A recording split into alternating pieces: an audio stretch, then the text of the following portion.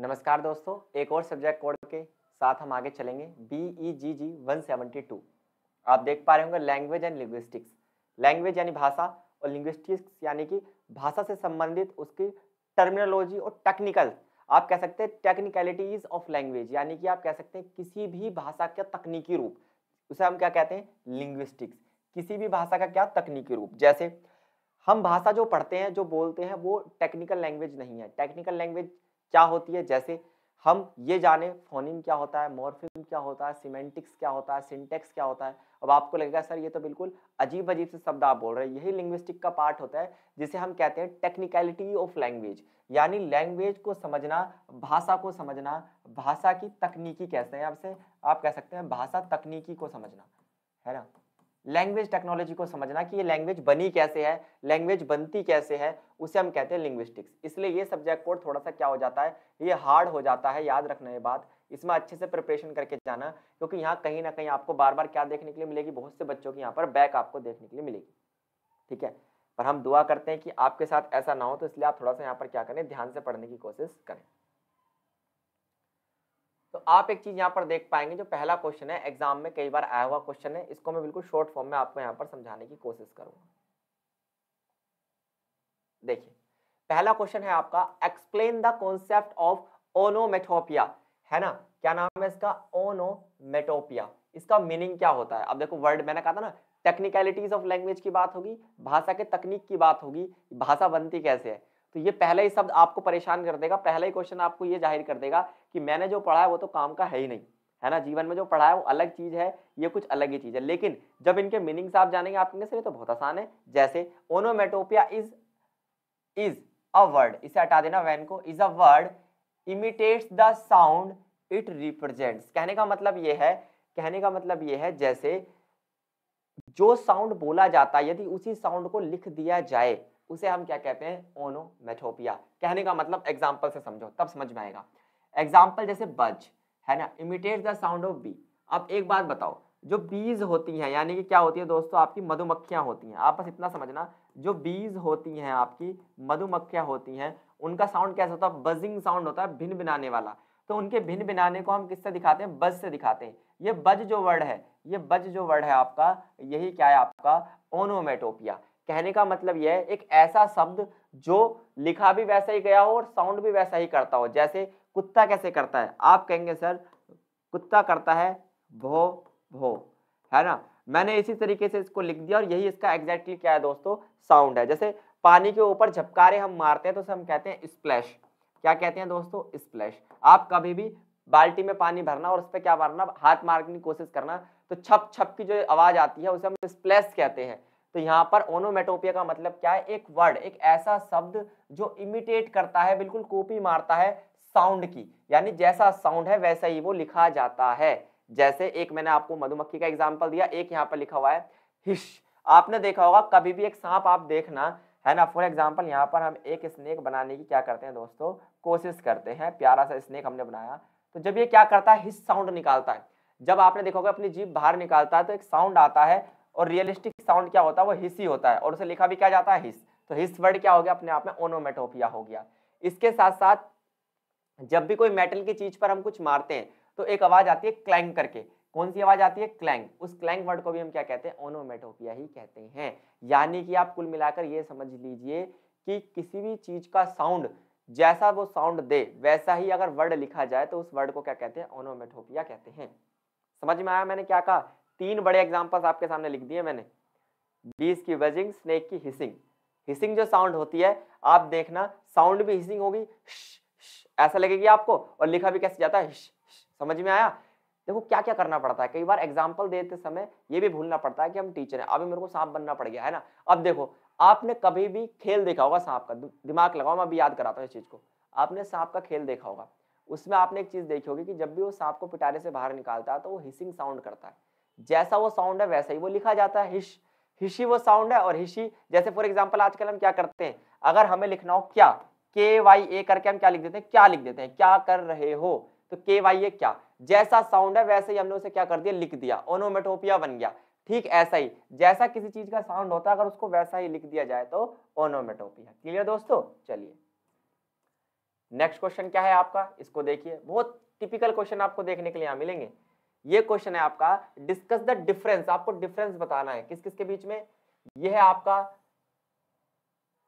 ये कुछ वर्ड गलत लिखा हुआ है इसमें, पर आप मान सकते हैं इसकी स्पेलिंग सही हो भी सकती है, पर चेक करना। नाम इसका होता है सिंटैगमेटिक, है ना, और पैराडिग्मेटिक, इन दोनों के बीच में रिलेशनशिप। अब देखो, सिन जो वर्ड है सेंटेंस से बना है, ये टेक्निकली किसका किसका टेक्निकली रूप है, सेंटेंस कैसे बनते हैं।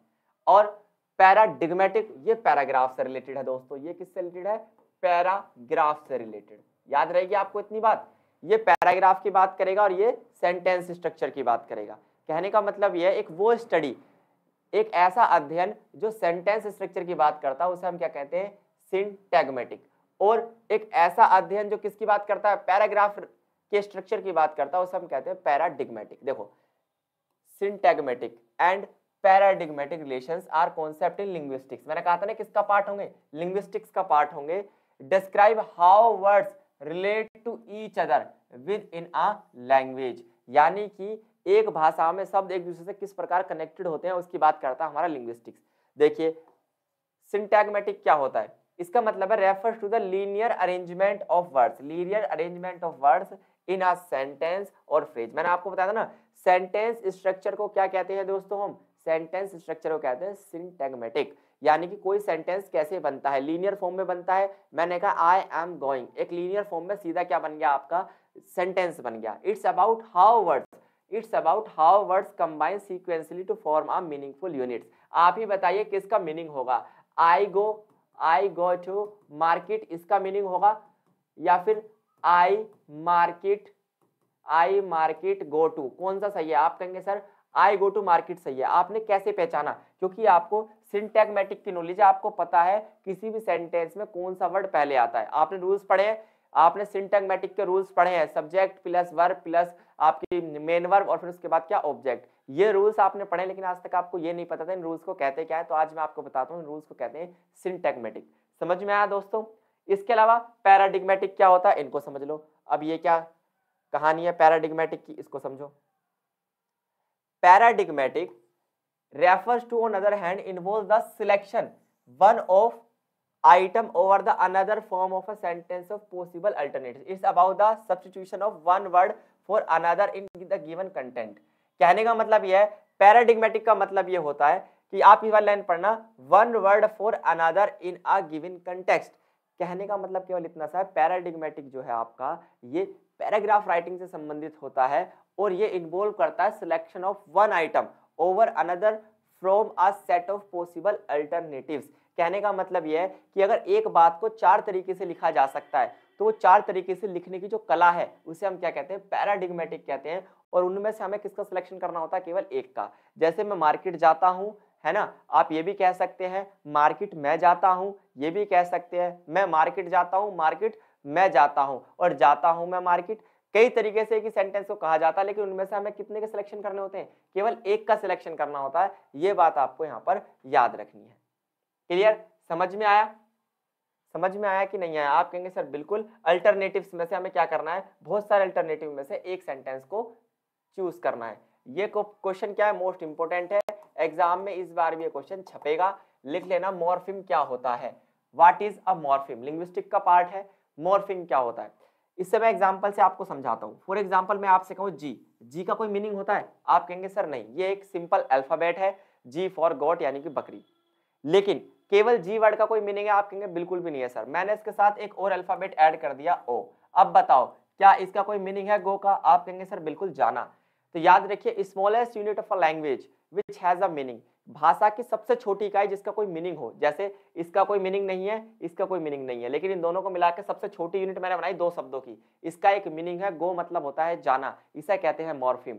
डेफिनेशन ये लिखी हो, यहाँ पे पढ़ लेना, the smallest meaningful unit of language. ये एक शब्द भी हो सकता है दोस्तों, और ये एक पार्ट ऑफ वर्ड भी हो सकता है। ये क्या हो सकता है, पार्ट ऑफ वर्ड भी हो सकता है। जैसे मैंने आपको बताया अन क्या एक पार्ट ऑफ वर्ड है, अगर अन के आगे एजुकेट लगा दें तब ये अनएजुकेट पूरा वर्ड बनेगा। लेकिन ये क्या है, ये है आपका part of word. Part of word भी हो सकता है, एक पूरा शब्द भी हो सकता है, लेकिन वो क्या होना चाहिए, मीनिंगफुल होना चाहिए और सबसे छोटा होना चाहिए। सबसे छोटा कितने लेटर्स का होगा? कम से कम 2 लेटर्स का। सिंगल लेटर का हो सकता है? आप कहेंगे सर बिल्कुल, जैसे आई। आई क्या है? आई भी अपने आप में एक मॉर्फिम है, क्योंकि आई का मतलब होता है मैं, होता है ना? आई का मतलब क्या होता है? मैं होता है, बस सीधी सी बात है। तो ये भी क्या है? एक मॉर्फिम है। चलिए अब यहाँ पर कुछ एग्जाम्पल देख लीजिए आप। फ्री मॉर्फिम्स कौन कौन से होते हैं? जैसे आपने देखा होगा examples include dog, run, happy. ये क्या है? ऐसे मॉर्फिम है जो फ्री है। फ्री का मतलब these are morphemes that can stand alone as a words carry meaning, यानी इनको किसी दूसरे शब्द की जरूरत नहीं है, ये अपने आप में पूरा मीनिंग देते हैं। जैसे मैंने अभी बताया आपको गो, अपने आप में पूरा मीनिंग यहाँ पर क्या होता है? देता है। इसके अलावा कैट, कैट अपने आप में पूरा मीनिंग देता है, इसे दूसरे शब्द की जरूरत नहीं है। लेकिन क्या ये पूरा मीनिंग देता है? नहीं। अगर ये पूरा मीनिंग नहीं देता है तो पार्ट ऑफ वर्ड हो गया।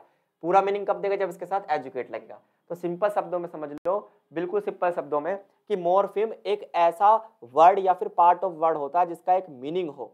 समझ में आया? और ये दो प्रकार के होते हैं, एक होता है फ्री मॉर्फिम, यानी कि जिसका पूरा मीनिंग अपने आप में ही हो। एक होता है बाउंड मॉर्फिम। बाउंड मॉर्फिम का मतलब यह है कि अपना मीनिंग देने के लिए इन्हें किसी सफिक्स या फिर प्रीफिक्स की तरह यूज किया जाता है। जैसे मैंने अन का एग्जाम्पल दिया, अन का अपने आप में कोई मीनिंग नहीं है।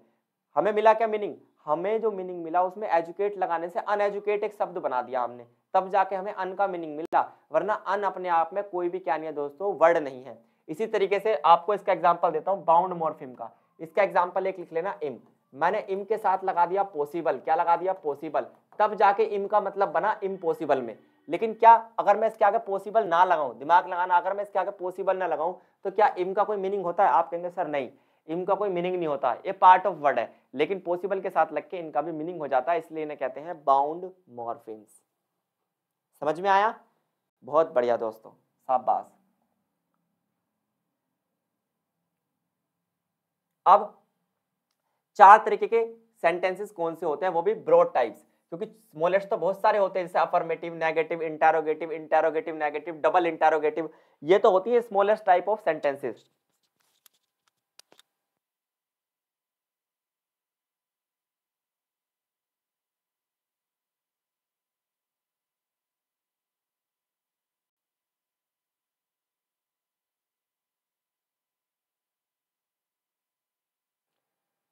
हेलो, ठीक है।